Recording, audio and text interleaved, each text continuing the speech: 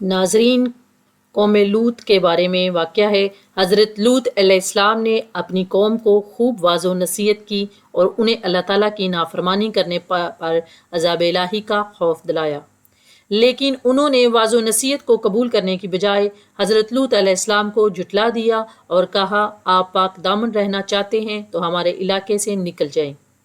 جس عذاب سے آپ ہمیں ڈرا رہے ہیں وہ بھی لے آئیں، ہم پھر بھی اپنی اس حرکت سے باز نہیں آئیں گے۔ جب حضرت لوط علیہ السلام نے اللہ تعالیٰ سے قوم کے خلاف مدد طلب کی تو اللہ تعالیٰ نے قوم لوط کو ہلاک کرنے کے لیے فرشتے بھیجے اور انہیں یہ بھی حکم دیا کہ وہ قوم لوط کو ہلاک کرنے سے پہلے حضرت ابراہیم علیہ السلام کو ان کے بیٹے اسحاق اور پوتے یعقوب علیہ السلام کی خوشخبری بھی دیں۔ حضرت ابراہیم علیہ السلام کو بیٹے اور پوتے کی خوشخبری دینے کے بعد وہ فرشتے حضرت لوط علیہ السلام کے پاس نہایت حسین و جمیل نوجوان لڑکوں کی صورت میں مہمان بن کر پہنچے۔ حضرت لوط علیہ السلام ان خوبصورت مہمانوں کو دیکھ کر گھبرا گئے اور اس بات سے ڈرے کہ ان کی بدبخت قوم ان مہمانوں کے ساتھ کہیں برا سلوک نہ کرے۔ حضرت لوط علیہ السلام ابھی اسی فکر میں تھے کہ قوم کے لوگوں کو آپ کے پاس آنے والے مہمانوں کے بارے میں معلوم ہو گیا اور انہوں نے آ کر حضرت لوط علیہ السلام سے یہ مطالبہ کیا کہ انہیں ہمارے حوالے کرو تاکہ ہم ان سے اپنی جنسی خواہش پوری کریں۔ آپ علیہ السلام بہت غمگین ہو گئے۔ حضرت لوط علیہ السلام کی پریشانی کو دیکھ کر فرشتوں نے کہا، آپ ہماری ظاہری صورتوں کو دیکھ کر گھبرائیں نہیں، ہم انسان نہیں بلکہ اللہ سبحانہ تعالیٰ کے بھیجے ہوئے فرشتے ہیں جو آپ علیہ السلام کی دعا کے نتیجے میں آپ کی قوم کو ہلاک کرنے کے لیے آئے ہیں۔ تب آپ علیہ السلام کو اطمینان ہو گیا۔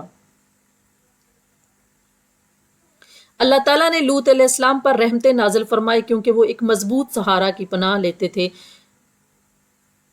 وہاں کوئی کنبہ قبیلہ اور خاندان نہیں تھا اور بیوی بھی کافر تھی۔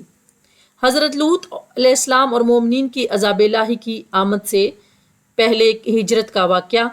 عذاب الہی کی آمد سے پہلے ہی حضرت لوط علیہ السلام اپنے خاندان اور مومنین کو لے کر رات میں سدوم سے ہجرت کر گئے۔ آپ علیہ السلام کی بیوی نے آپ علیہ السلام کے ساتھ چلنے سے انکار کر دیا۔ آخر کار جب رات کا آخری حصہ آیا تو اللہ تعالیٰ نے آپ سے کیے ہوئے وعدے کے مطابق ایک زوردار چیخ بھیجی جس نے قوم لوط کے دل ہلاک کر کے رکھ دیے۔ فرشتوں نے انہیں زمین سے اٹھا کر آسمان کی طرف بلند کیا اور پلٹا کر دوبارہ زمین کی طرف پھینک دیا، پھر ان پر نشان زدہ مخصوص پتھروں کی بارش فرمائی جس سے وہ تباہ و برباد ہو گئے۔ اس واقعے کو اللہ رب العزت نے بعد میں آنے والوں کے لیے عبرت بنا دیا۔ آخر کار ہم نے انہیں اور ان کے تمام اہل و عیال کو نجات عطا فرمائی سوائے اس بڑھیا کے جو پیچھے رہنے والوں میں سے تھی۔ پھر باقی تمام لوگوں کو ہم نے ہلاک کر دیا اور ہم نے ان پر پتھروں کی بارش برسائی۔ بس بڑی ہی بری بارش تھی جو ان ڈرائے گئے لوگوں پر برسی۔ بے شک اس میں بھی عبرت ہے لیکن ان میں سے اکثر لوگ ایمان والے نہیں تھے۔ اور اسی طرح اللہ نے قوم لوط کی بستیوں کو الٹ کر زمین پر دے مارا، پھر ان بستیوں کو اس پتھروں کی بارش نے ڈھانپ لیا۔ قوم لوط کو ہلاک کرنے کے بعد اللہ تعالیٰ نے ان بستیوں کی جگہ ایک بدبودار جھیل بنا دی جس کے پانی اور ارد گرد کی زمین سے کوئی فائدہ نہیں اٹھایا جا سکتا۔